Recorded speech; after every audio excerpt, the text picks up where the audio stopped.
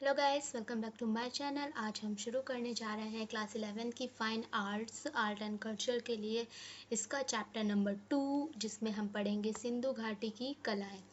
तो चलिए शुरू करते हैं। इसी के साथ साथ सिंधु घाटी की कलाएं के बारे में हम पढ़ेंगे। सिंधु नदी की घाटी में कला का उद्भव ईसा पूर्व 3री सहस्राब्दी के उत्तरार्ध में हुआ था।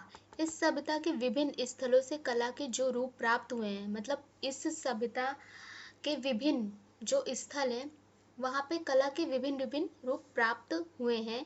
उनमें क्या क्या है? प्रतिमाएं हैं, मुहरे हैं, मिट्टी के बर्तन हैं, आभूषण, पकी हुई मिट्टी की मूर्तियां आदि शामिल है। उस समय के कलाकारों में निश्चित रूप से उच्च कोटि की कलात्मक सूझबूझ और कल्पना शक्ति विद्यमान थी। उनके द्वारा बनाई गई मनुष्यों तथा पशुओं की मूर्तियां अत्यंत स्वाभाविक किस्म की है, क्योंकि उनमें अंगों की बनावट असली अंगों जैसी ही है। मृण मूर्तियां में जानवरों की मूर्तियों का निर्माण बड़ी सूझबूझ और सावधानी के साथ किया गया था। सिंधु घाटी सभ्यता के दो प्रमुख स्थल कौन कौन से हैं? एक तो हड़प्पा है और दूसरा कौन सा है? मोहनजोदड़ो नामक दो नगर थे, जिनमें से हड़प्पा उत्तर में और दक्षिण में जो है हमारा क्या है वो मोहनजोदड़ो में सिंधु नदी के तट पर बसे हुए थे। ठीक है, ये दोनों नगर सुंदर नगर नियोजन की कला के प्राचीनतम उदाहरण है। किसके प्राचीनतम उदाहरण है? सुंदर नगर नियोजन की कला के। इन नगरों में रहने के मकान, बाजार, भंडार गृह, कार्यालय, सार्वजनिक स्नानागार आदि सभी अत्यंत व्यवस्थित रूप से यथास्थान बनाए गए थे। इन नगरों में जल निकासी की व्यवस्था भी काफी विकसित थी। हड़प्पा एवं मोहनजोदड़ो इस समय पाकिस्तान में स्थित है।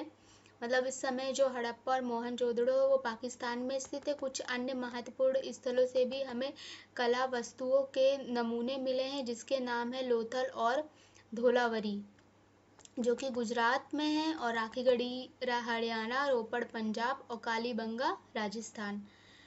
याद रखिएगा, ये दाढ़ी वाले पुजारी की प्रतिमा है। तो चलिए पढ़ते हैं इसी के साथ साथ पत्थर की मूर्तियों के बारे में। हड़प्पाई स्थलों पर पाई गई मूर्तियां भले ही वे पत्थर, कांसे या मिट्टी की बनी हो, संख्या की दृष्टि से बहुत अधिक नहीं है। मतलब संख्या की दृष्टि से वो अधिक नहीं है, पर कला की दृष्टि से उच्च कोटि की हैं। मतलब संख्या में तो वो ज़्यादा नहीं है, बट कला की दृष्टि से देखें तो वो बहुत ही उच्च कोटि की हैं। हड़प्पा और मोहनजोदड़ो में पाई गई पत्थर की मूर्तियां त्रिआयामी वस्तुएं बनाने का उत्कृष्ट उदाहरण है। पत्थर की मूर्तियों में दो पुरुष प्रतिमाएं बहुचर्चित हैं, जिनमें से एक पुरुष धड़ है जो लाल चूना पत्थर का बना है, दूसरी दाढ़ी वाले पुरुष की अवाक्ष मूर्ति है जो सेलखड़ी की बनी है। दाढ़ी वाले पुरुष को एक धार्मिक व्यक्ति माना जाता है। मतलब जो दाढ़ी वाला पुरुष है, इसे एक धार्मिक व्यक्ति माना जाता है। क्यों? इस अवाक्ष मूर्ति को शॉल ओढ़े हुए दिखाया गया है, जैसा आप लोग देख सकते हैं। इसे शॉल बाएं कंधे के ऊपर से, मतलब शॉल जो है वो बाएं कंधे के ऊपर से और दाहिनी भुजा के नीचे से डाली गई है। दाहिनी और ये बाएं, ठीक है। शॉल त्रिफुलिया नमूने से सजी हुई है, मतलब 3 फूलों वाले त्रिफुलिया नमूने से ये देखिए सजी हुई है। ठीक है, और आंखें कुछ लंबी और आधी बंद दिखाई है। ठीक है, आंखें जो है वो कुछ लंबी और आधी बंद दिखाई गई है, देख सकते हैं। ठीक है, और मानो वह पुरुष ध्यान अवस्थित हो। ठीक है, मतलब ध्यान मुद्रा में ध्यान व्यवस्थित हो। नाक सुंदर बनी है, ये नाक है इसकी, और होठ कुछ आगे निकले हुए हैं।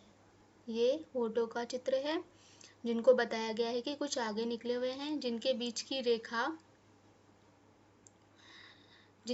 की जो रेखा है वो गहरी है।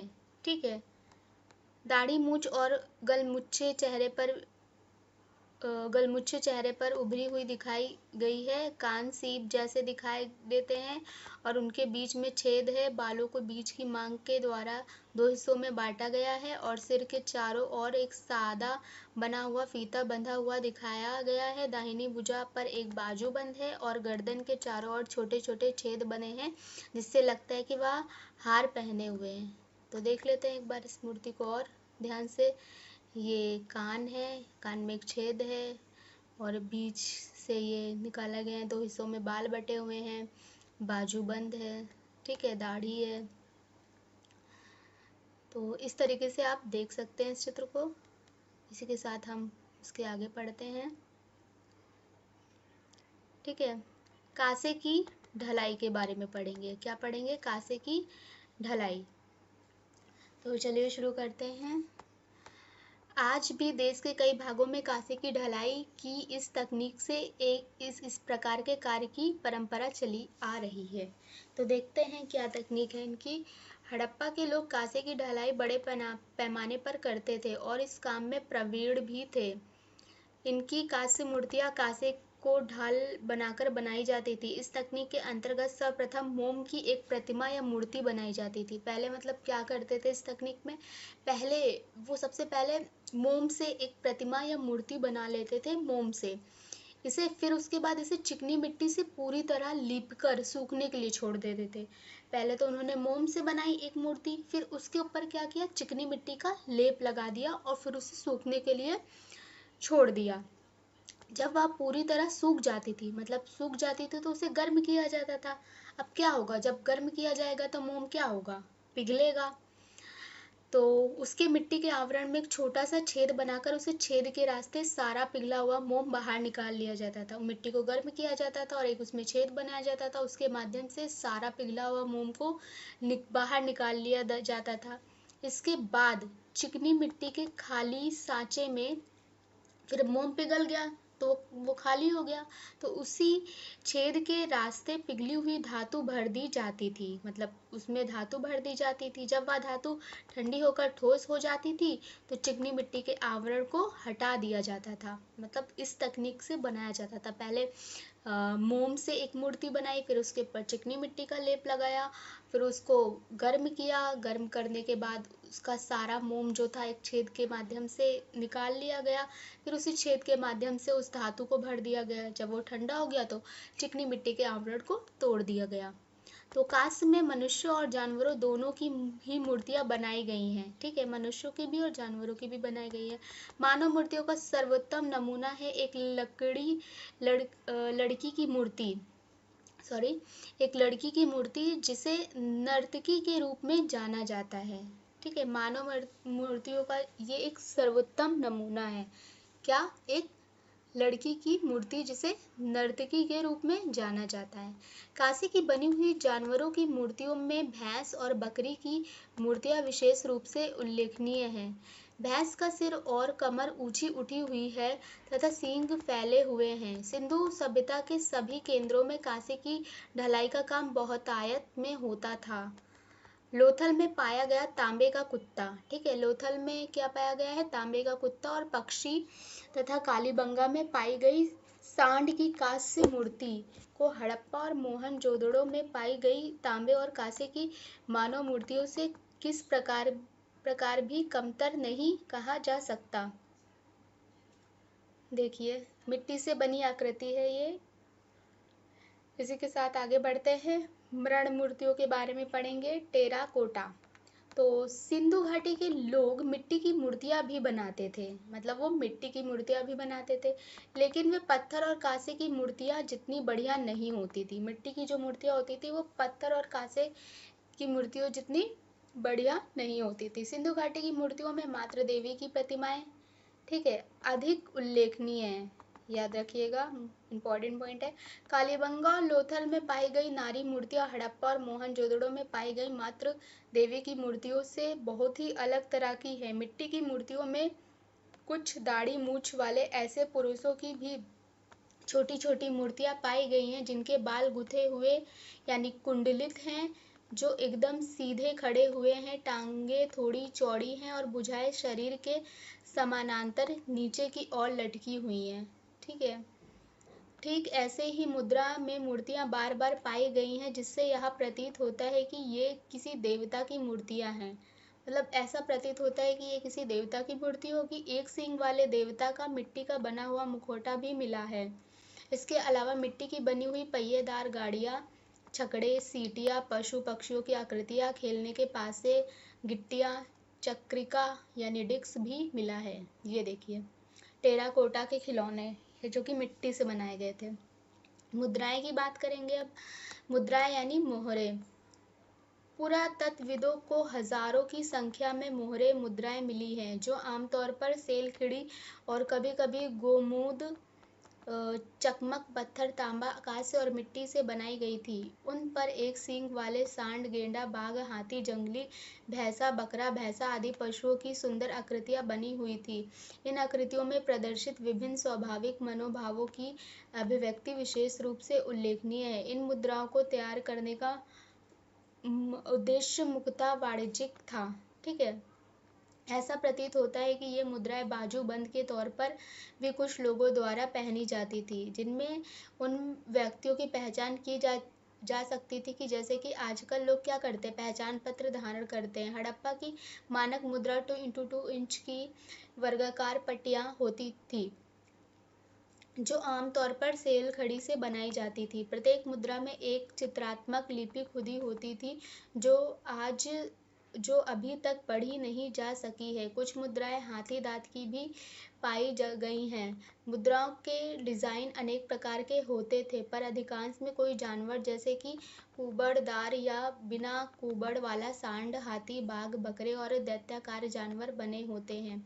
उनमें कहीं कहीं पेड़ों और मानवों की आकृतियां भी पाई गई हैं। इनमें सबसे अधिक उल्लेखनीय एक ऐसी मुद्रा है जिसके केंद्र में एक मानव आकृति और उसके चारों ओर, ये देखिए, एक सिंघे की मुहर की और कई जानवर बने हैं। उसके चारों ओर कई जानवर बने हैं। इस मुद्रा को कुछ विद्वानों द्वारा पशुपति मुद्रा कहा जाता है, जो आकार में 1.5 से 2 इंच के वर्ग या आयत के रूप में, जबकि कुछ अन्य इसे किसी देवी की आकृति मानते हैं। इस मुद्रा में एक मानव आकृति पालथी मारकर बैठी हुई दिखाई गई है। इस मानव आकृति के दाहिनी ओर एक हाथी और बाघ है, जबकि बाईं ओर एक गेंडा और भैंसा दिखाया गए हैं।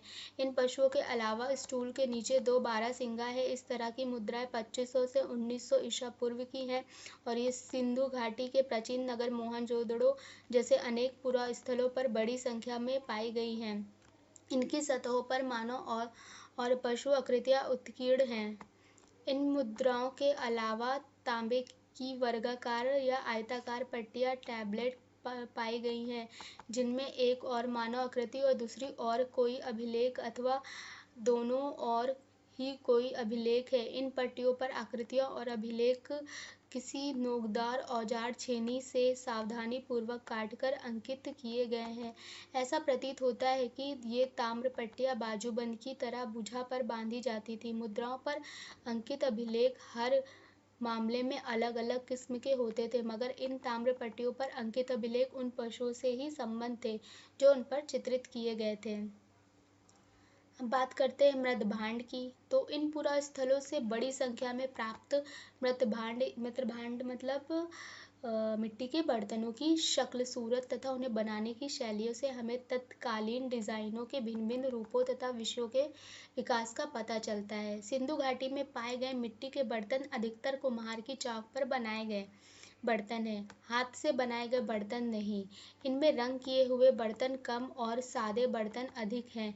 ये सादे बर्तन आमतौर पर लाल चिकनी मिट्टी के बने हैं। इनमें कुछ पर सुंदर लाल या स्लेटी लेप लगी है। कुछ घुंडीदार पात्र हैं जो घुंडियों की पंक्तियों से सजे हैं। काले रंगीन बर्तनों पर लाल लेप की एक सुंदर परत है, जिस पर चमकीली काले रंग से ज्यामिति, आकृति और पशुओं के डिजाइन बने हैं। बहुरंगी मृदभांड बहुत कम पाए गए हैं। इनमें मुख्यतः छोटे छोटे कलश शामिल हैं, जिन पर लाल, काले और हरे और कभी कभार सफ़ेद तथा पीले रंगों में जामित आकृतियाँ बनी हुई हैं। उत्कीर्णित बर्तन भी बहुत कम पाए गए हैं और जो पाए गए हैं उनमें उत्कीर्णन की सजावट पेंदे पर और बलि स्तंभ की तस्तरियों तक ही सीमित थी। छिद्रित पात्रों में एक बड़ा छिद्र बर्तन के तल पर और छोटे छेद उनकी दीवार पर सर्वत्र पाए गए हैं।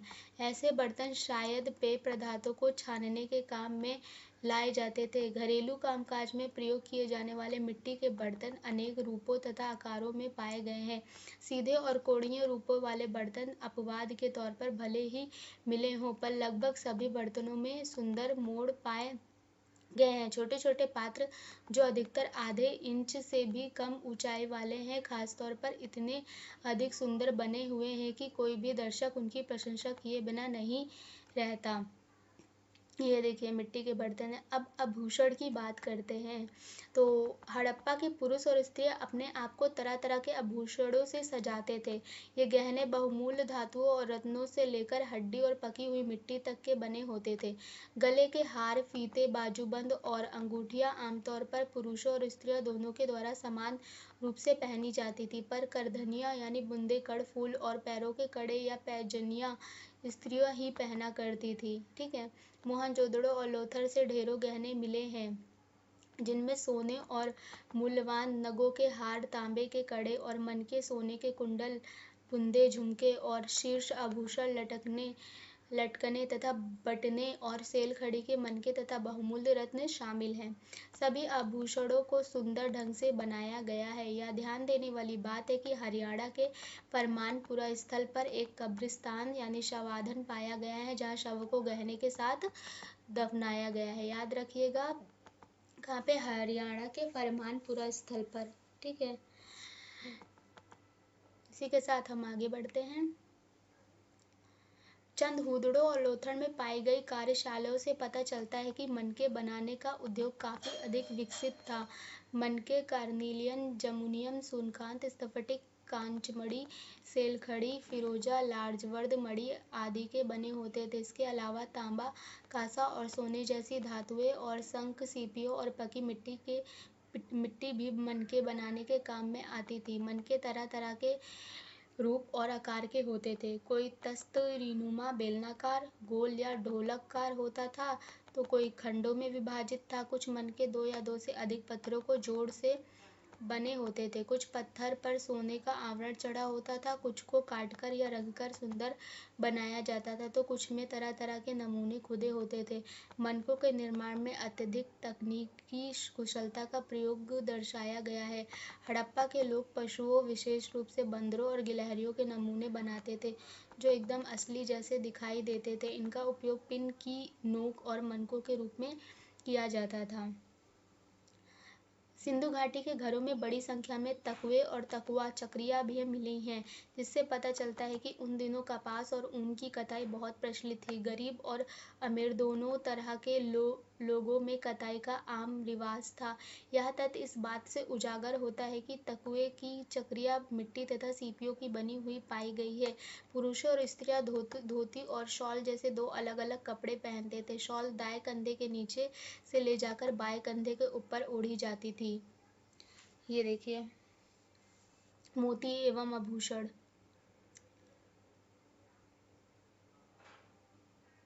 पुरातत्वीय खोजों में मिली चीजों से यही प्रतीत होता है कि सिंधु घाटी के लोग साज श्रृंगार और फैशन के प्रति काफी जागरूक थे। उनमें केश सज्जा की भिन्न भिन्न शैलियाँ प्रचलित थी। पुरुष दाढ़ी मूछ रखते थे। स्त्रियां सुंदर दिखने के लिए सिंदूर, काजल, लाली का प्रयोग करती थी और चेहरे पर लेप लगाती थी। धौलावीरा में पत्थरों के ढांचों के अनेक अवशेष मिले हैं, जिनसे यह प्रकट होता है कि सिंधु घाटी के लोग अपने घर पर घर आदि के निर्माण में पत्थर का प्रयोग करते थे। ठीक है। सिंधु घाटी के कलाकार एवं शिल्पकार अनेक शिल्पों में अत्यधिक पारंगत थे, जिनमें धातु का ढलाव, पत्थरों पर नक्काशी, मिट्टी के बर्तन बनाना और उन्हें रंगना एवं जानवरों, पौधों और पक्षियों के साधारण रूप को लेकर टेराकोटा का निर्माण मुख्य है। ये अभ्यास के लिए कुछ प्रश्न हैं।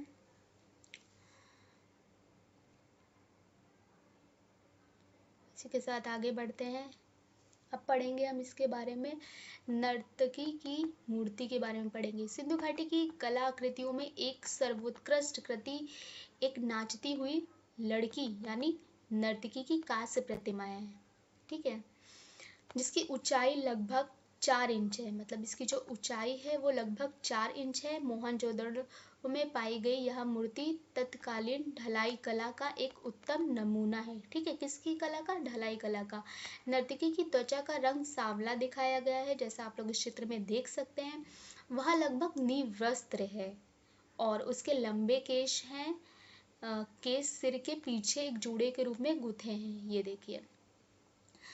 उसकी बाईं भुजा चूड़ियों में ढकी हुई है। उसकी जो बाईं भुजा है वो चूड़ियों में ढकी हुई है। वह अपनी दाईं भुजा के ऊपरी भाग में बाजूबंद और नीचे के भाग में कड़ा पहने हुए है। कौड़ियों से बना एक हार उसके गले की शोभा बढ़ा रहा है। उसका दाहिना हाथ उसकी कमर पर टिका है और बायां हाथ परंपरागत भारतीय नृत्य की मुद्रा में उसके घुटने से कुछ ऊपर बाईं जंघा पर टिका हुआ प्रतीत होता है। उसकी आंखें बड़ी बड़ी है और नाक क्या है? चपटी है। यह आकृति भावा देख सकते हैं, नाक चपटी है, आंखें बड़ी बड़ी हैं और यह आकृति भाव अभिव्यक्ति और शारीरिक ऊर्जा से ओतप्रोत है। यह ओतप्रोत है और हमें बहुत कुछ कह रही है। वृषभ प्रतिमा की बात करें तो वृषभ प्रतिमा की बात करें तो मोहनजोदड़ो में पाई गई यह कांस्य प्रतिमा विशेष रूप से उल्लेखनीय है क्योंकि इसमें एक भारी भरकम वृषभ को आक्रामक मुद्रा में बखूबी प्रस्तुत किया गया है। मतलब एक आक्रामक मुद्रा में वृषभ गुस्से में अपना सिर दाईं ओर घुमाए हुए है और उसके गले में एक रस्सा बंधा हुआ है, ये देख सकते हैं, जिसमें आप लोग को दिख रहा होगा आक्रामक रूप। आगे बात करते हैं, ये देखिए पुरुष धड़ की यह मूर्ति लाल बलुआ पत्थर की बनी है। इसमें सिर और भुजाएं जोड़ने के लिए गर्दन और कंधों में गड्ढे बने हुए हैं, ये देखिए गड्ढे बने। धड़ के सामने वाले हिस्सों को एक विशेष मुद्रा में सोच समझकर बनाया गया है। कंधे अच्छे पके हुए हैं और पेट कुछ बाहर निकला हुआ है। चित्रित मृद भांड की बात करें तो मोहनजोदड़ो में पाया गया यह पात्र कुम्हार की चाक पर चिकनी मिट्टी से बना हुआ है। कुम्हार ने अपनी कुशल उंगलियों की सहायता से उसे एक आकर्षक रूप दिया है। आग में पकाने के बाद इस मिट्टी के पात्र को काले रंग से रंगा गया था। इस पर बने हुए चित्र वनस्पतियों और ज्यामितीय आकृतियों के हैं। वैसे तो ये चित्र साधारण है लेकिन इनमें अमूर्तीकरण की प्रवृत्ति दिखाई देती है। अब ये देखिए मातृका का चित्र। मातृका की मूर्तियों को आमतौर पर बद्धी अपरिष्कृत घड़ी मुद्रा में उन्नत उरोजों पर हार लटकाए हुए, कमर के चारों ओर एक अधो वस्त्र लपेटे हुए और करधनी पहने हुए दिखाया गया है, देख सकते हैं, ठीक है, बद्धी अपरिष्कृत, ठीक है। सिर पर पंखे जैसा आवरण और दोनों तरफ प्याले नुमा उभार सिंधु घाटी की मातृ देवी की प्रतिमा की और अलंकृत विशेषता है। इन आकृतियों की गोल गोल आंखें और चोंच जैसी नाक बहुत भद्दी दिखाई देती है, ये देख सकते हैं, गोल गोल आंखें, चोंच जैसी नाक बहुत भद्दी है और उनका मुंह ऐसा लगता है कि जैसे चीरकर बनाया गया है, ये देखिए। तो इसी के साथ आगे बढ़ते हैं। ये मानचित्र है जिसे आप देख सकते हैं, ठीक है। तो इसी के साथ हमारा ये चैप्टर कंप्लीट होता है। ये तो मौर्यकालीन स्थलों का मानचित्र है, इसमें आ गया है।